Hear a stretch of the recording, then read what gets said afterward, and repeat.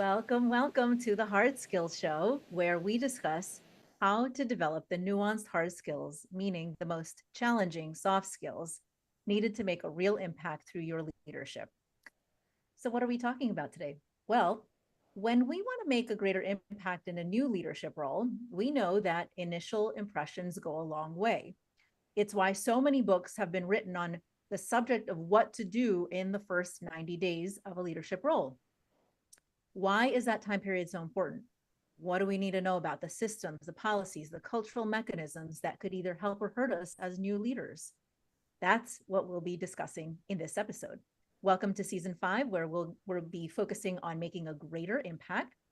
I'm your host, Dr. Mira Branco. I'm a leadership consulting and coaching psychologist, founder of Tower Scope Leadership Academy, an associate professor, a Psychology Today columnist, author of the Millennials Guide to Workplace Politics, and had my own leadership career before transitioning to helping teams and high achieving women navigate their leadership complexities. Okay, with no further ado, I'm excited to introduce our special guest today, Nancy Harris. Nancy is an equity centered leadership coach and people and culture advisor focused on helping mission driven organizations advance and develop senior leaders.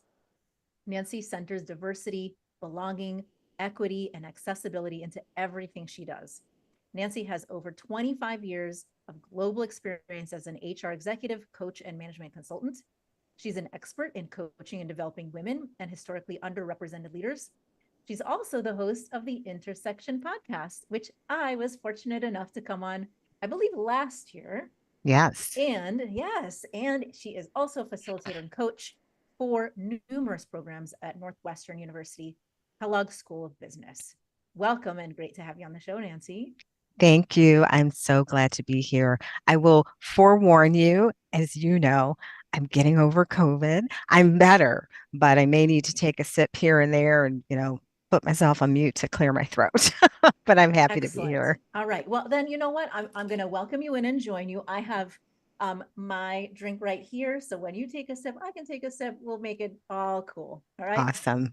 And Nancy and I were talking right before the show because, she is a long-term podcaster, right? And so the fact, I mean, she's been on other people's podcast shows Yeah. as well, but it's kind of hard and challenging once you get really into being the interviewer to then going back into the interviewee seat. So I told her, I gave her permission. She can interview me as much as I interviewed her. It's totally fine.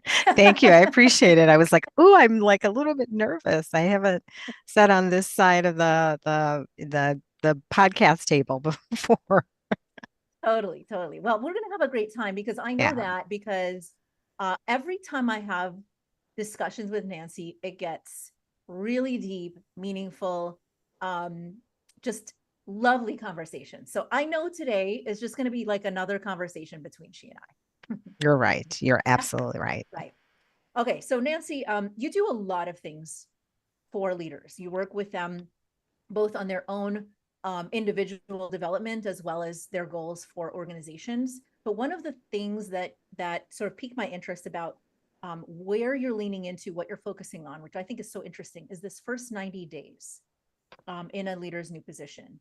So why is that time period so important? Why are there a million books out there on the first 90 days of a leader's start? I will say this, and you hinted at this a few minutes earlier. You said something about a first impression. I look at the 90 days, it's like you've only got this short window of time as a new leader to make an impression, to make a good impression. And those 90 days are so critical. And oftentimes we're plopped into these roles. We don't have any training. And the first thing we want to do is just full steam ahead Mm-hmm. and not really slow down, reflect before we start making all of these changes. So that 90-day period, it's just like if you think about it, I used to work at Ford and people have these 90 days. It's like you've got 90 days where they're going to evaluate whether or not you're fit for the role. So I don't know all the like research behind like 90 days, but it is something, again, it's that kind of critical period and especially critical for senior leaders. Yeah. And, because I think it's kind of backfired because of the fact that there's so many books on the first 90 days. I think it sends the wrong message about hitting the ground running, guns a Yes, blazing, making lots of changes so that you can prove yourself. And it's like actually the worst thing that you could do, right? absolutely.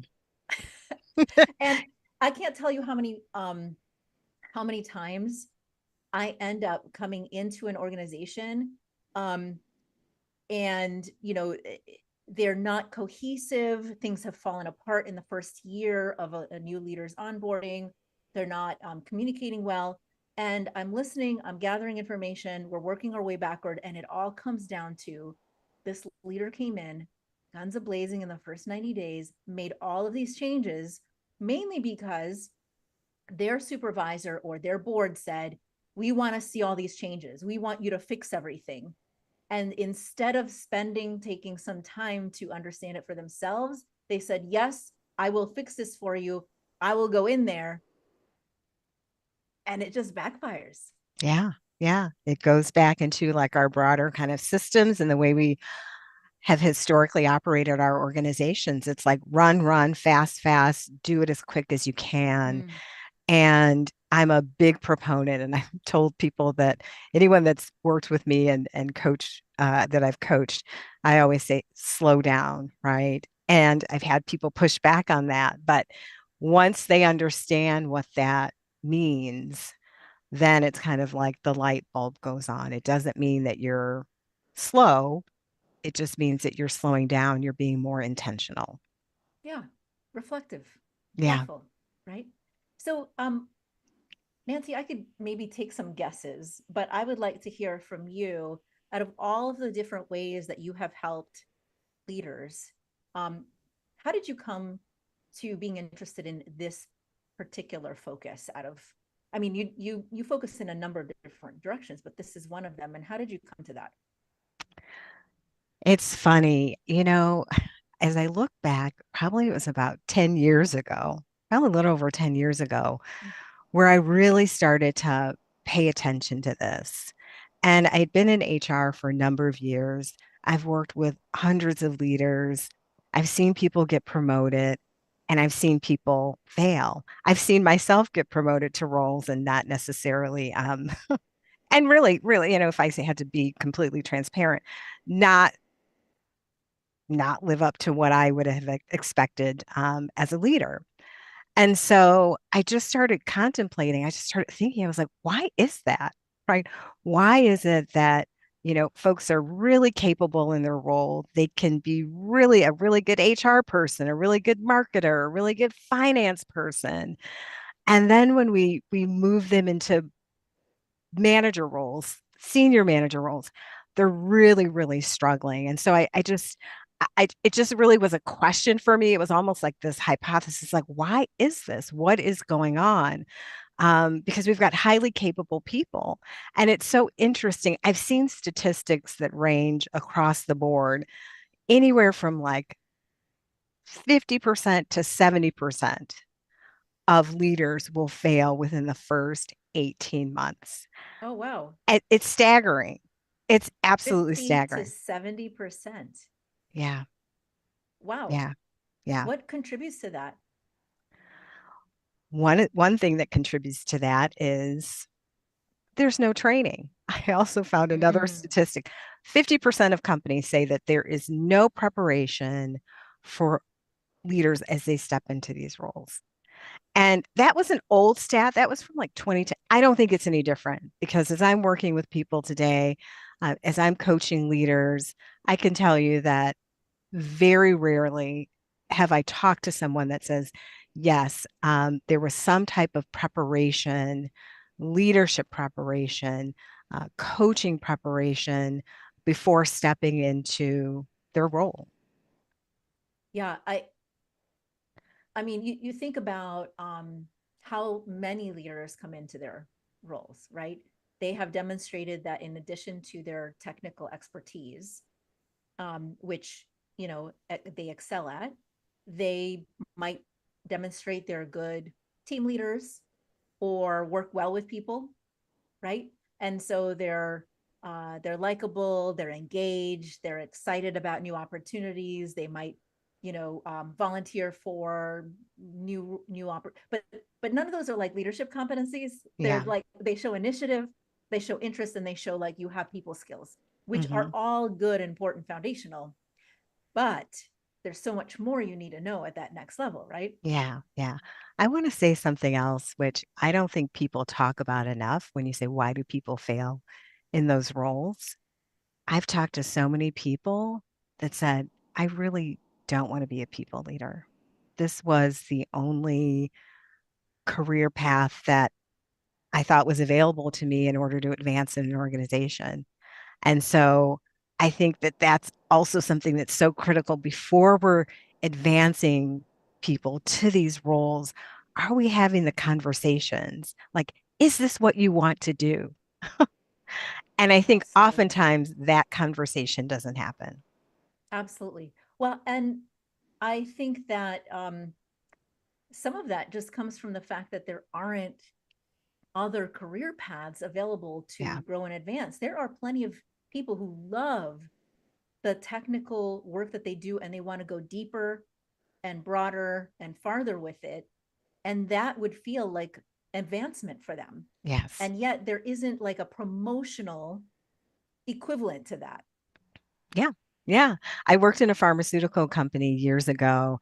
And one of the things that we created was a specific scientific career path. Mm, And so it was for those folks, as you said, that they were not interested in leading other people, but they could still advance and progress in their career. And I always wondered, like, why doesn't that exist in other organizations? I know it does in some consulting firms as well too. When I worked at Accenture, there was a path for folks that wanted to just be specialists, but oftentimes that's not the case for a lot of organizations.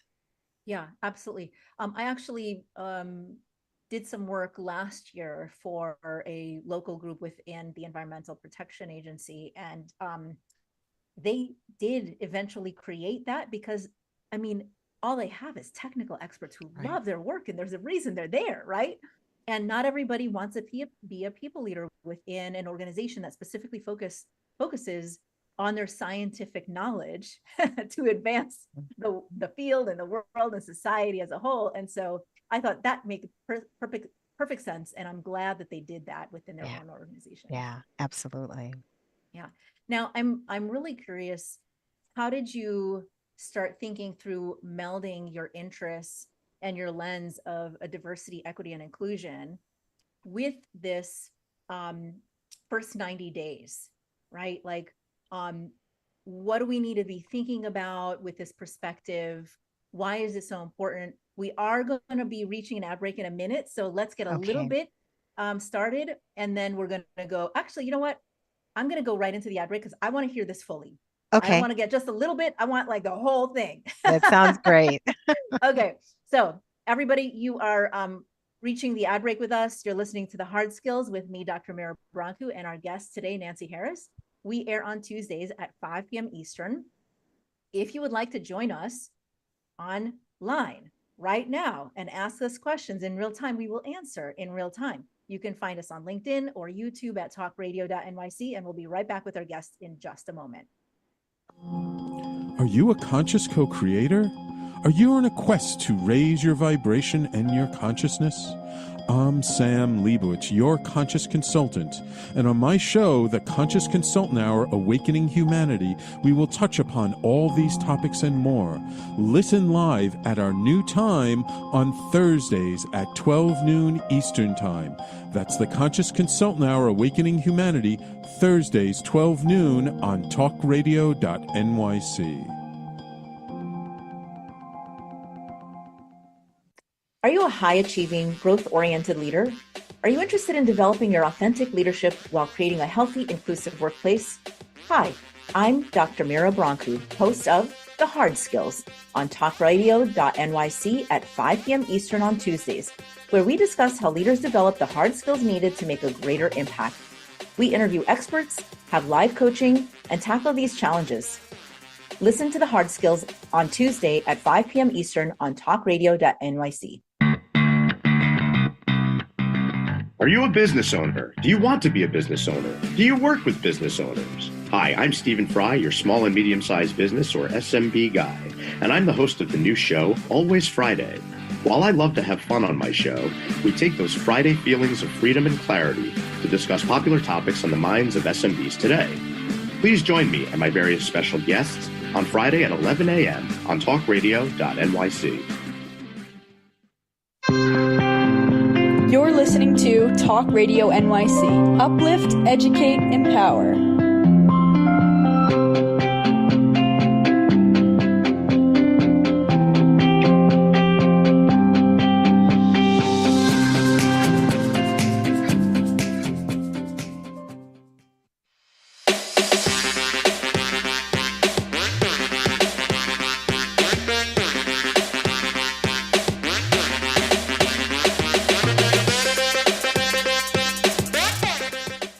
Welcome back to the Hard Skills with me, Dr. Mira Brancu, and our guest today, Nancy Harris, who's talking with us today about the first 90 days and onboarding a new leader.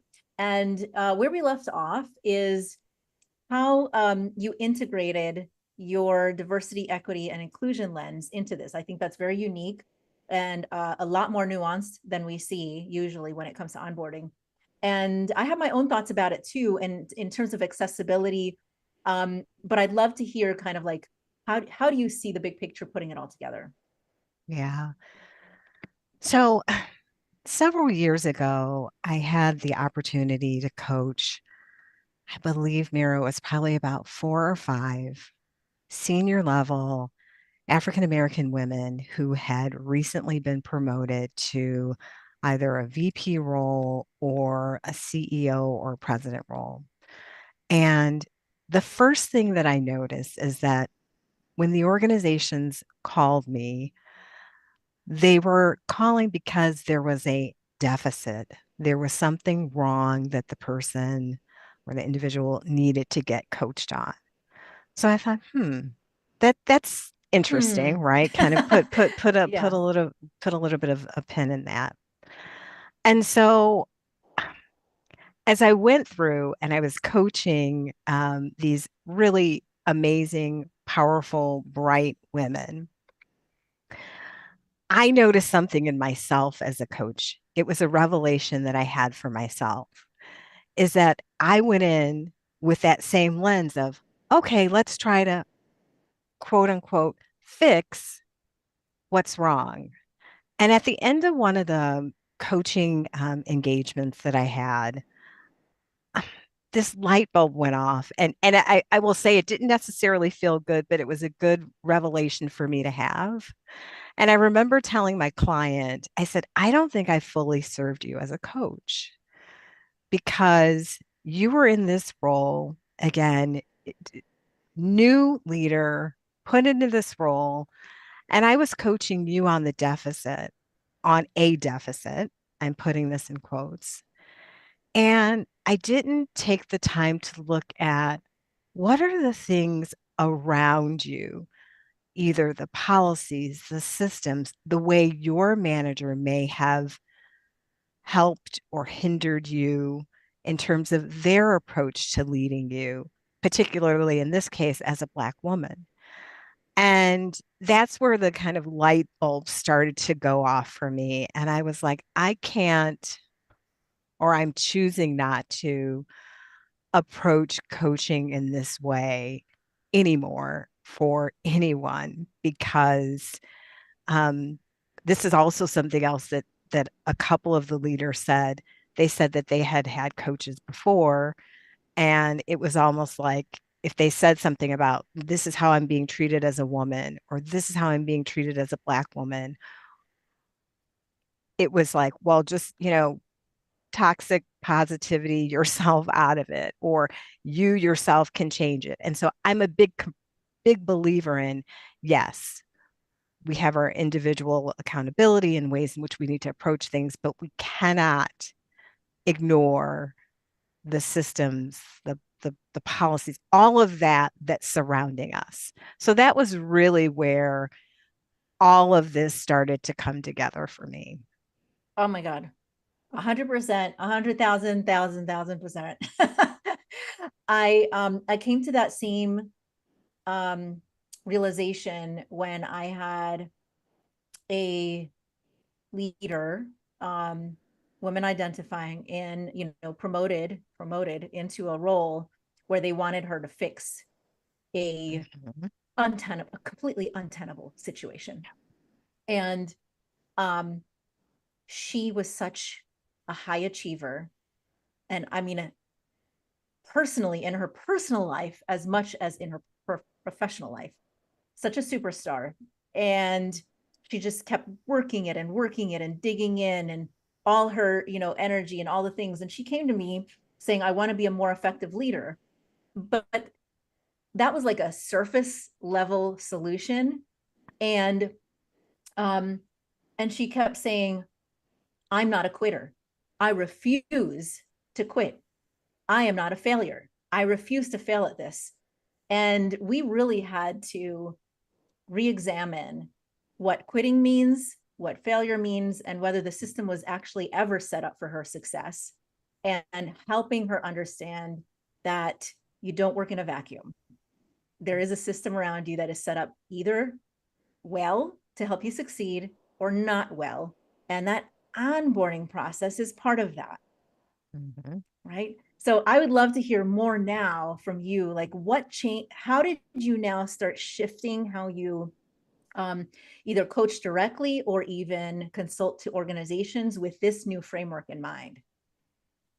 Yeah. So one of the most important things I've done is I created this ecosystem assessment. And really what it does is it's super simple. There's just specific questions that I make sure to ask the leader, the person that may be, it could be a board or a board chair, the person that's managing that leader. And I always try to get in a couple of peers as well as people who are on the team. And the biggest shift that I would say is I used to go in with like the stakeholder interviews, and they were like, well, what's wrong with Mira? Well, I mean, it wasn't, but it was centered around this deficit, right? Yeah. Whereas this is, tell me, if you're managing this new, tell me about your leadership style. Tell me, you know, very transparent, like how many people of diverse backgrounds have you coached, or have you coached, worked with, led before? What's the culture within the organization? What's your leadership style? So the questions have shifted so that I can get a more holistic picture of what the leader is working in, navigating in. And then I take that information, and it's just two or three things that are like, here's what you're doing that may help this person. Here's what you're doing that may, and when I say you, it's not necessarily a specific person, but collectively, like that whole ecosystem may be doing to hinder this person's success in that role. Brilliant. I just love this so much.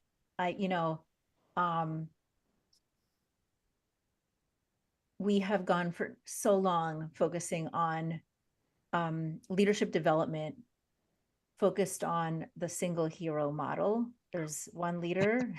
They know all the answers. They will lead us to success. And it's really outdated and does not acknowledge the realities, right? And you and I both know that's a lie. That has never, ever been that way, right? I mean, unless you're working in some kind of autocracy, right? That's some extreme. We know that I don't care, CEO, I don't care who you are. You've got to have a community of folks helping and supporting you, and helping you through this change, which is essentially what this new leadership role is. It's a change for you as the new leader, your team, the organization. And so, yeah, I used to say, don't, the cape, putting on that cape and you're flying around. No, come on, let's stop. Let's please stop with that, because it's never been that way. And that story is no longer serving folks. Not that I think that it probably ever did before.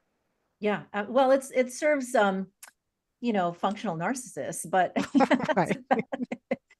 the rest of us, it really doesn't serve. It just, it sets most people up for failure. Absolutely. And unrealistic expectations and a lack of understanding of how systems work and how to garner and cultivate your resources within an organization. It sort of like strips away all of the possible ways that you can succeed. Yeah. Right. And I wanted to say this too. It's that you said that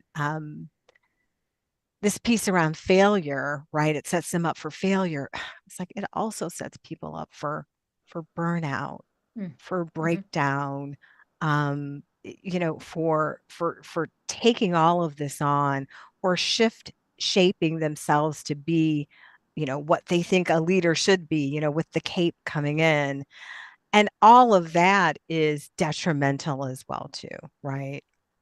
Yeah, absolutely. And so, in a way, your ecosystem assessment not only starts evaluating how the system is set up for someone's success, or where the gaps are, but it's an intervention in and of itself, Yeah. because it brings insight into, like, to all of the stakeholders you are interviewing. It increases their insight to think about these things, right? Mm-hmm. Absolutely. Yeah. So, what have you learned as you have started using this? Like, what can we learn from this based on current experiences? I think one of the biggest learnings from this is if you are managing or leading a new leader, to really slow down and start, there's a couple things: being aware of your leadership style, being aware of, some of the biases that you may have, unconscious biases that you may bring. And the other thing that's come up is assuming, like, don't assume, like, people assume that there's this one way to lead. Well, this is how I led. This is how I got there. So it's this aha, like, okay, I don't want to assume that this person stepping into this role has to lead in the same way that I have led in order to be successful. Absolutely. Yeah. And well, we're reaching an ad break. I want us, when we come back, I want us to think about, like, how organizations might even use this assessment tool to actually create an intervention that is a better onboarding experience. I'm curious about your thoughts on that. So, Okay. You're listening to The Hard Skills with me, Dr. Mira Branco, and our guest today, Nancy Harris, and we'll be right back in just a moment. Hey everybody, it's Tommy D, the nonprofit sector connector, coming at you from my attic. Each week here on talkradio.nyc, I host the program Philanthropy in Focus. Nonprofits impact us each and every day, and it's my focus to help them amplify their message and tell their story. Listen each week at 10 a.m. Eastern Standard Time until 11 a.m. Eastern Standard Time, right here on talkradio.nyc. Were you an essential worker during the pandemic? If you needed to learn stages of epilepsy, did you depend on advocates? Did you use new innovations to cope with mental and neurological issues? Maintaining high quality of life and keeping good mental health are what we all strive for. I'm Frank R. Harrison, host of Frank About Health, and each week top healthcare influencers, professionals, and innovators answer these questions and more. Stay tuned on Thursdays at 5 p.m. on talkradio.nyc, and I will continue to be frank about health with all of you. Are you a business owner? Do you want to be a business owner? Do you work with business owners? Hi, I'm Stephen Fry, your small and medium-sized business, or SMB guy, and I'm the host of the new show, Always Friday. While I love to have fun on my show, we take those Friday feelings of freedom and clarity to discuss popular topics on the minds of SMBs today. Please join me and my various special guests on Friday at 11 a.m. on talkradio.nyc. You're listening to Talk Radio NYC, at www.talkradio.nyc. Now broadcasting 24 hours a day.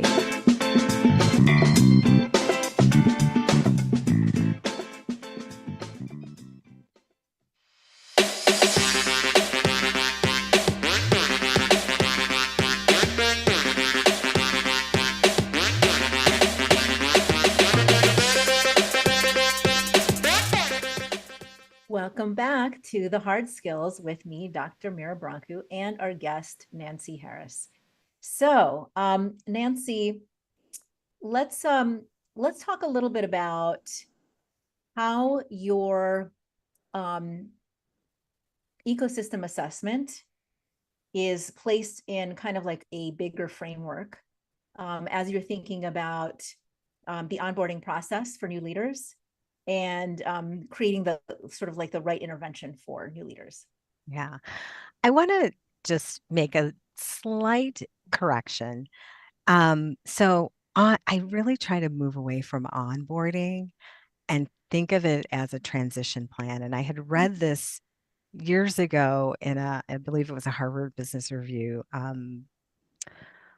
article. And I thought, oh, that's brilliant. Because when I think of onboarding, I think of those very tactical pieces that we need, right? But then when I think about transition, I think about that like in terms of a broader change that's taking place. Again, that broader transition that happens when a new leader steps into a role. So I almost like to think of the work that I do less as, onboarding and more as a kind of this new leader transition or this new leader like change plan for folks that are stepping into these roles. I like that a lot. Onboarding does sound like it's a short-term training, right? Yeah. It's like, where's my laptop? Here's where the IT is. If you're new to the organization, there's where the bathrooms are, that type of thing. And that's important. Certainly we need those things. But this transition, it takes a more holistic approach. Yeah. Love it. And it also makes me think about what the people need.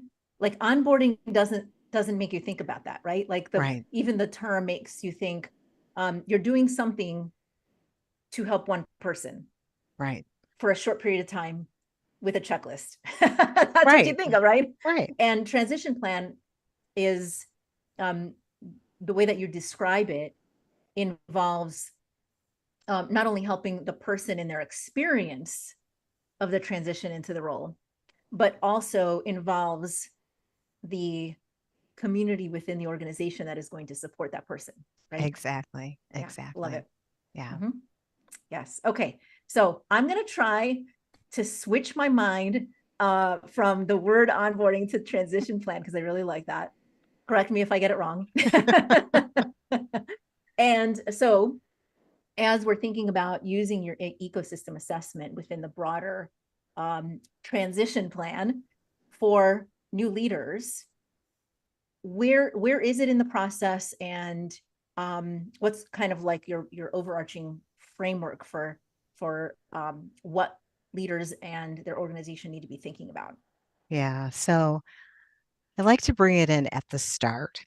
And again, I think as I mentioned, sometimes that doesn't happen. But ideally, this is something that's brought in at the very beginning. Ideally, I would love, especially senior leaders, executives, VPs, I would love for them to all have some type of executive, or leadership coach helping them through.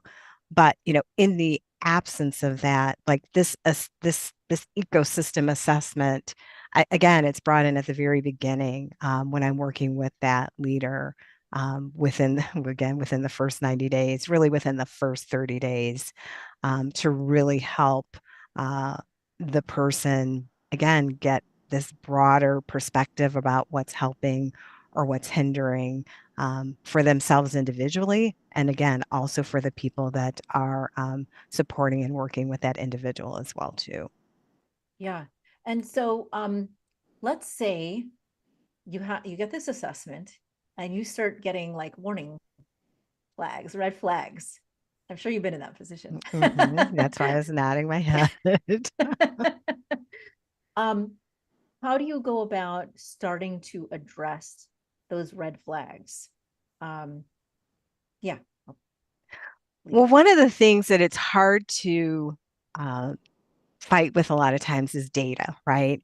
So I'm collecting all these data points from the conversations or surveys that I have, collecting all that data and then sharing it, right? And then putting together these recommendations. So that makes it a little bit easier to be able to tell people here's what it is that I've heard. Here's the themes that I've heard.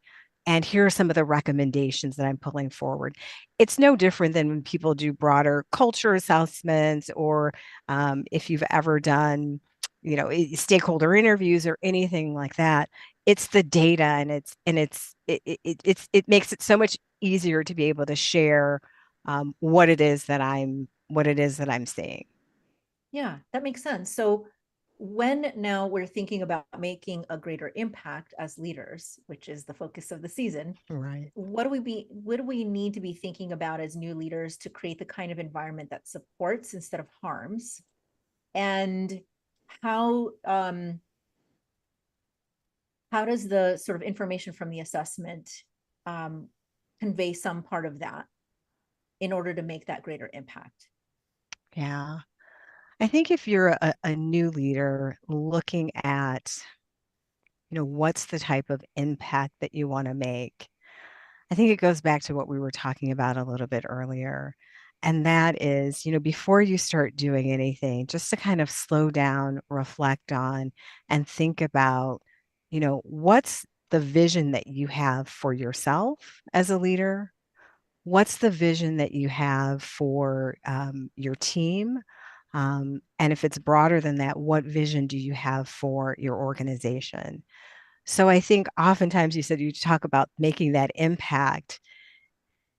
We rush into changing things. It's like the impact starts with you slowing down, thinking about, reflecting on, again, what is it that you want to create?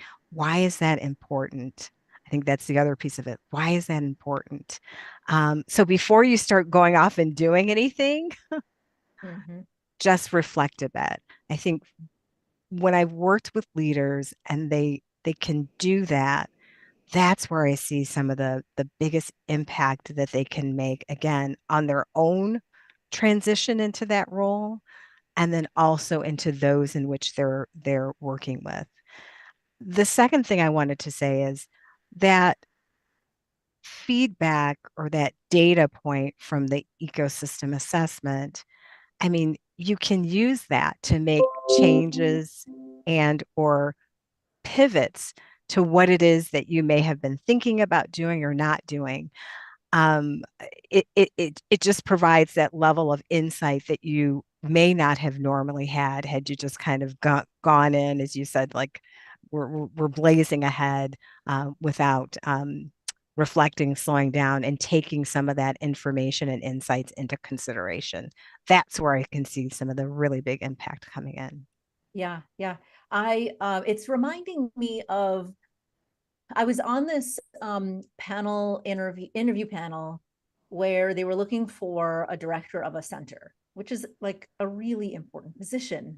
They oversee the entire vision and outcome results of the center. And it came down to two candidates, and one did this like phenomenal, amazing presentation. And, he's got the charisma, and he's like somehow gathered data before he ever even got to the interview and put it all together in a vision. And it was like his clear vision. And the second person came in much more understated and said, well, the first thing that I would do is talk with each of you and understand the situation and get a better sense of where you've been, what the challenges are, and where you might need to go.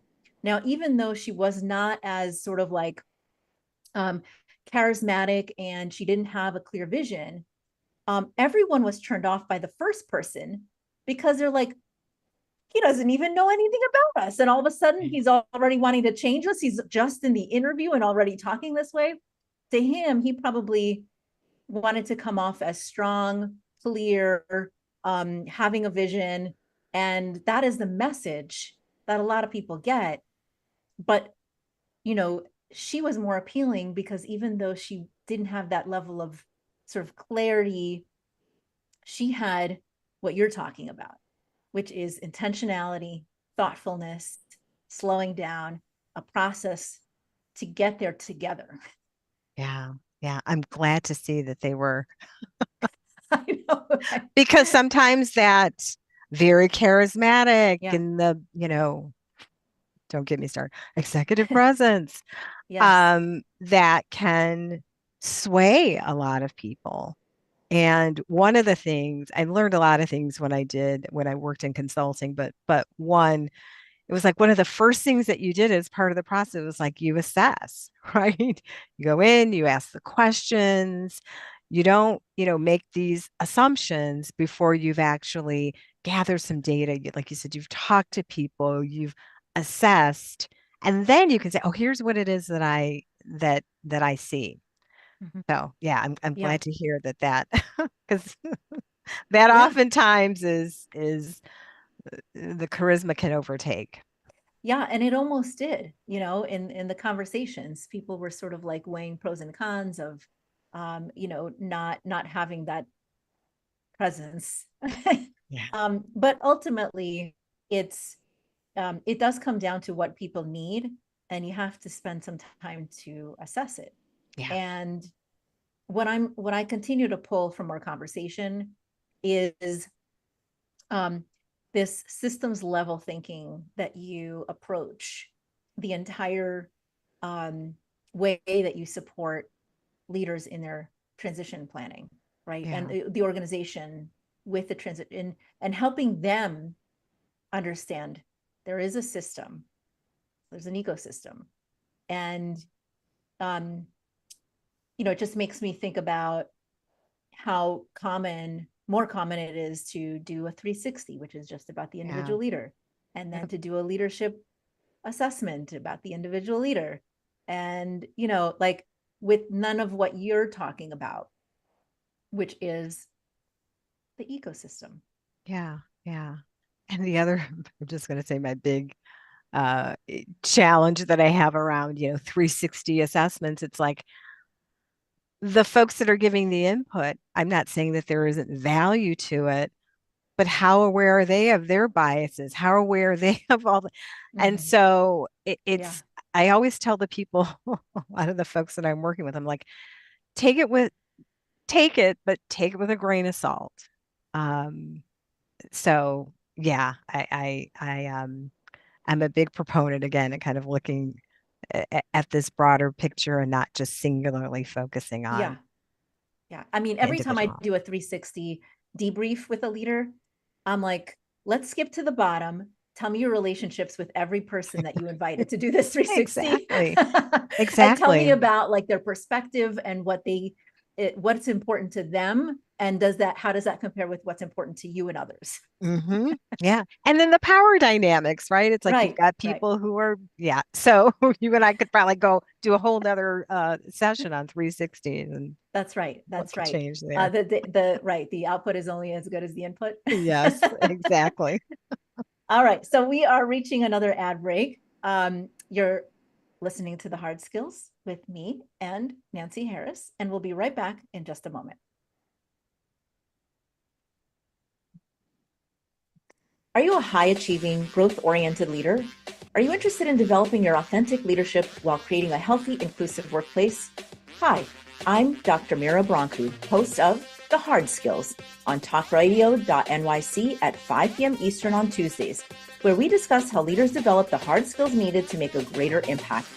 We interview experts, have live coaching, and tackle these challenges. Listen to The Hard Skills on Tuesday at 5 p.m. Eastern on talkradio.nyc. Hey everybody, it's Tommy D, the nonprofit sector connector, coming at you from my attic. Each week here on talkradio.nyc, I host the program Philanthropy in Focus. Nonprofits impact us each and every day, and it's my focus to help them amplify their message and tell their story. Listen each week at 10 a.m. Eastern Standard Time until 11 a.m. Eastern Standard Time, right here on talkradio.nyc. Are you a conscious co-creator? Are you on a quest to raise your vibration and your consciousness? I'm Sam Leibowitz, your conscious consultant, and on my show, The Conscious Consultant Hour, Awakening Humanity, we will touch upon all these topics and more. Listen live at our new time on Thursdays at 12 noon Eastern Time. That's The Conscious Consultant Hour, Awakening Humanity, Thursdays, 12 noon on talkradio.nyc. You're listening to Talk Radio NYC at www.talkradio.nyc. Now broadcasting 24 hours a day.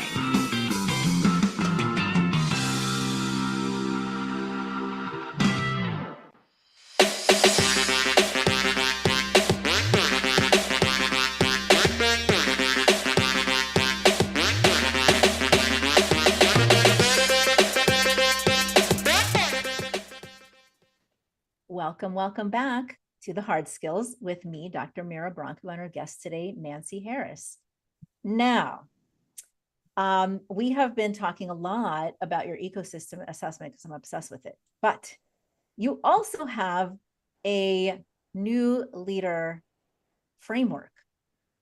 And I would love to hear about how they're complementary or how they work together to help leaders with this transition phase. Yeah. So I almost use the ecosystem assessment as my tool. Obviously, it helps the leader, it helps the individuals in the organization as well in terms of supporting the new leader. But this new leader change model, I think you asked me earlier on, like how, when did you start thinking about this? And I said, about 10 years ago. So it was about 10 years ago that myself and a colleague of mine from Accenture started, contemplating, thinking about why are new leaders struggling? And we said, you know why? We thought about it through this lens of change management, because that's a lot of the work in which we had done. And so we came up with these 5 C's. So this is something like if I just had to hand something over to someone who is stepping into a new leadership role, this would be the framework that I would give them. And I'm happy to go over it, in very high level with you, but that's really the differentiation between the two. Yeah. You could probably use an ecosystem assessment, not necessarily for somebody stepping into a new leadership role, right? Whereas this is and was specifically designed with that lens of change. And I think I said it's the change for yourself, because when you're stepping into this new leadership role, we have all these internal changes, and you know this probably better than I do with your background in therapy and psychotherapy, right? So there's that self change. You're also impacting change among your team.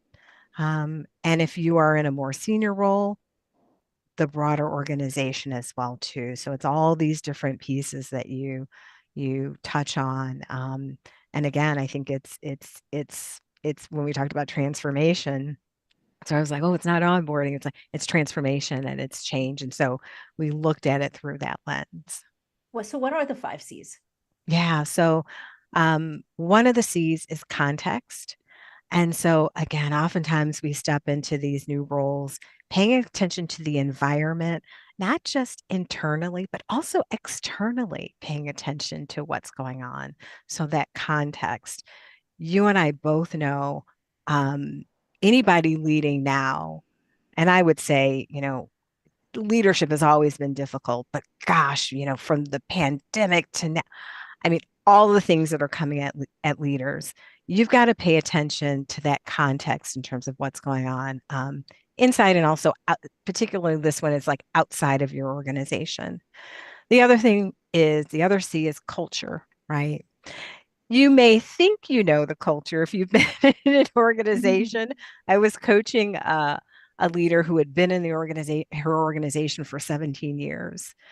And when this leader stepped into the president and CEO role, that culture, even that culture Oh, the within the subculture, yes. subculture within was different, right? So it's kind of knowing and understanding, like, what are those unwritten rules? Because, again, I've been in the organization 17 years. Yeah, there's some unwritten rules and ways of being and operating and systems that are going on. So really kind of slowing down to say, what is the culture in which I'm operating? The other C is continuity. And you mentioned this before. You said, new leader comes in, change everything. Everybody's fired, they're gone, they've got a new model, there's a new way of doing things. The continuity piece is to ask yourself, what needs to stay?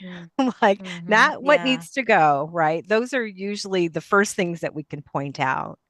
But what are some of the things that are working so that you can maintain some of that continuity? Because you just coming in, and this is not a C, but I'm going to add it, it's like a catalyst for these other changes. So again, like, that can be very discombobulating for people to come in with all of this change. So trying to anchor in on something that can remain the same. So that continuity. Yeah. Communication. I think communication goes without saying, but I think as a communications major or undergrad, you probably can't understate it, right? Who are you communicating to? Like, communication, right? Communicate, communicate, communicate. You cannot in any way under communicate. No. And the other thing, the final one is community, but it's community in a slightly different sense.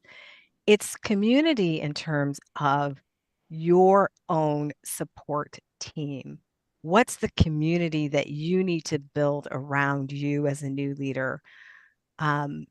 Internally, but also externally, probably almost depending on your role, maybe more so externally as well. Because if you're the CEO and president, it's hard, right? You're going to need to have a support network to build outside of that.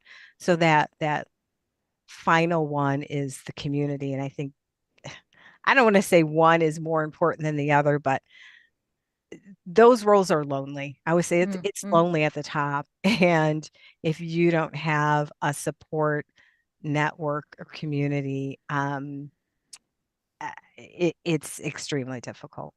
It is. And not only that, I know quite a number of leaders, and especially women, although I work with mostly women. So, that thought that they could place their entire career at the hands of their supervisor. And how many times that blew up, either because the supervisor left for a new position or because something happened and organizational change, or that supervisor ended up not being the most healthy kind of relationship. And without creating that community that you just described, they were trapped. Yeah.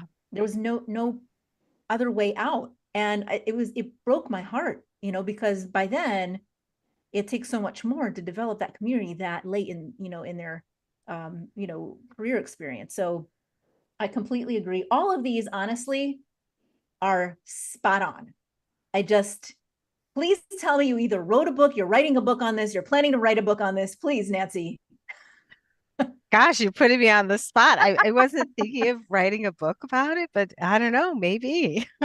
Let's talk offline. All of this I just wrote. I'm like, this is a book. Where's the book, Nancy? All right, we'll talk about that. What is one thing that you would like people to take away from today?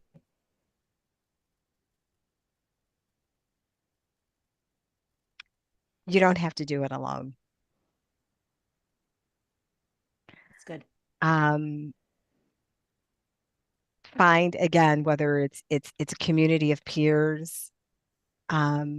I would tell people this if you're stepping in, especially a senior level role, VP, ask for a coach up front, negotiate that. I'm not saying that because you know, it'd be me. I don't care who it is, right? Ensure that you have an outside perspective to be able to help you through because we talked about the statistics. It's tough, but it can be done. Just make sure you've got your support in place. Yes. And where can people find you if they're seeking support specifically from a coach and consultant like you? Well, they can go to restartconsult.com, which is my website, which is completely in the process of being revamped. So it's not going to look anything like this. Really? I like it. Oh, it's going to be it's totally different. I'm not saying that, it's going under a complete rebrand. Also on LinkedIn as well, too, under Nancy Harris. Yes. And I'm also on Instagram, but don't try to find me there. I mean, I post my podcast on Instagram, so that's primarily what I use that for. But I'm much more active on LinkedIn. Excellent. Excellent. And audience, what did you take away? And more importantly, what is one small change you can implement this week based on what you learned from Nancy? Share it with us on LinkedIn, not on Instagram, and at talkradio.nyc so we can cheer you on. We're also on Facebook, Instagram, Twitter, Twitch. That's where Talk Radio NYC is also all over the place. And in addition to being a live show, we're on Apple, Spotify, and Amazon podcasts. Help increase our visibility, reach, and impact by leaving a review. The stuff we talk about on the show is part of our research-based strategic leadership pathway roadmap that we teach in our TowerScope Leadership Academy. You can check it out at gotowerscope.com. Thank you to talkradio.nyc for hosting. I'm Dr. Mira Brancu, your host of the Hard Skills Show. And thank you for joining us today, Nancy Harris.